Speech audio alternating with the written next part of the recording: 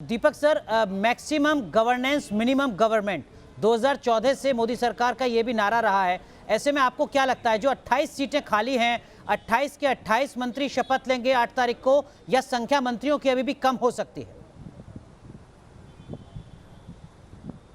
मेरे ख्याल से थोड़ी कम, क्योंकि प्रधानमंत्री जी का नेचर रहा है कि एक्सपेंशन की एक लिमिट वो हमेशा से छोड़ के रहते हैं। चाहे आप गुजरात की बात कर लीजिए, चाहे आप दिल्ली की बात कर लीजिए। लेकिन एक नाम वरुण गांधी का लिया, जिस पर मैं आपका ध्यान दिलाना चाहूंगा अनुराग। वरुण गांधी से जो संगठन और सरकार, उसके रिश्ते हमेशा से नरम गरम रहे हैं।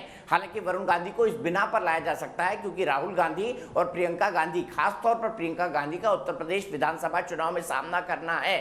और विधानसभा चुनाव में प्रियंका गांधी और कांग्रेस एक बहुत बड़ी चुनौती होगी, भले से जमीन पर नहीं हो लेकिन परसेप्शन के लेवल पर। तो यहाँ पर वरुण गांधी की लॉटरी खुल सकती है, भले से उनके संबंध भारतीय जनता पार्टी संगठन से खास तौर पर 2017 चुनाव में नरम गरम रहे। बिल्कुल, हमारे साथ विकास श्रीवास्तव मुंबई से हैं, तपस कोलकाता से हैं। विकास, महाराष्ट्र से सिर्फ नारायण राणे या कुछ और नाम जिनको लेकर चर्चा?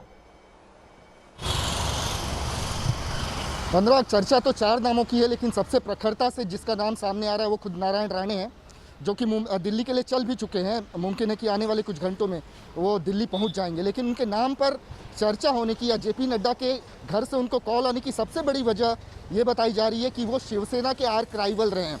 एक अखंड आलोचक के तौर पर उनको देखा जाता है शिवसेना के, और इसके अलावा 37 साल तक वो खुद शिवसैनिक रहे हैं और इसी वजह से शिवसेना की नीतियों से वाकिफ़ है।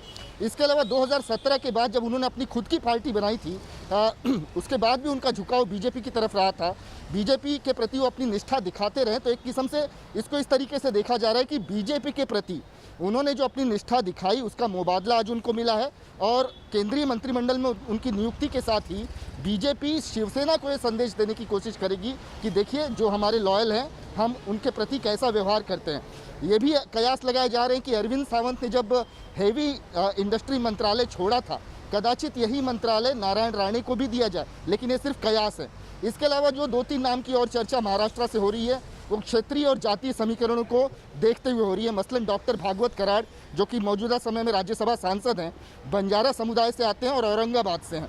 तो बंजारा समुदाय को कंसीडर करते हुए उनके नाम पर चर्चा हो रही है। डॉक्टर हीना गावित हैं, नंदुरबार से हैं और बीजेपी के कद्दावर नेता विजय गावित की बेटी हैं। इस समय सबसे कम उम्र की सांसद हैं लोकसभा में।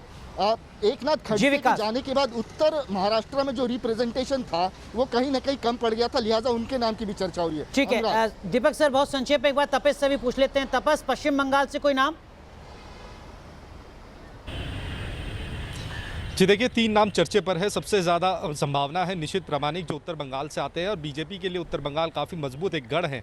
और वहाँ आपको आप देखेंगे तो पिछले कुछ दिनों में उत्तर बंगाल को अलग राज्य देने की दर्जा अलग अलग नेताएं कर रहे, जॉन बारला कर रहे थे। तो उसको सामने रखते हुए कि पश्चिम बंगाल सरकार कभी भी ज़्यादा अहमियत नहीं दी है उत्तर बंगाल को, तो केंद्र सरकार उत्तर बंगाल को काफ़ी अहमियत दे रही है, ये जताने के लिए निशित प्रामाणिक एक नाम सामने आ रहा है। इसके अलावा लोकेट चटर्जी, जो खुद एक महिला फेस है, उनको भी रखा जा रहा है। शांतनु ठाकुर, जो मतुआ समुदाय से आते हैं, क्योंकि मतुआ समुदाय में भी काफी मतभेद देखने को मिल रहा है। तो सीए और एनआरसी अभी भी लागू पश्चिम बंगाल में नहीं हुआ है, तो कहीं ना कहीं उन्हें संतुष्ट करने के लिए भी उनके तरफ से रिप्रेजेंटेशन शांतनु ठाकुर कर सकते हैं सेंट्रल कैबिनेट में।